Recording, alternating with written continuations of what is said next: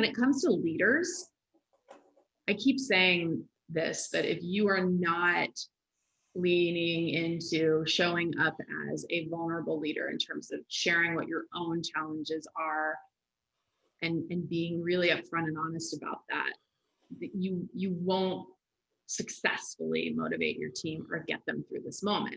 And what I hope is, and all of this stems from the fact that we can no longer separate our personal lives from our private, or personal lives from our professional lives.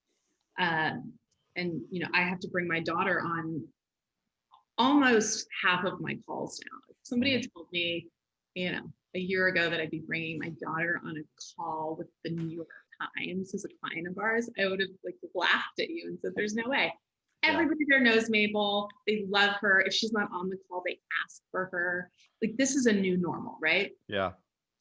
But I hope that we never go back to pretending like our personal lives don't exist, because that is the workplace that I grew up in. Yep. And you know, if somebody died in your family, you had to feel guilty about asking for the time off, and you barely got any time off, as an example. And then you had to come back and you were all better, you know, everything's good, everything's great. That's just nonsense.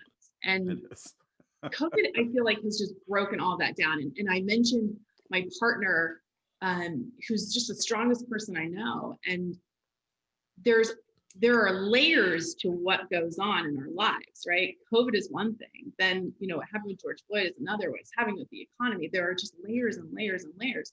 And for us to pretend like those don't impact our work and our productivity it is a huge miss for leadership not to start treating employees on an individual level.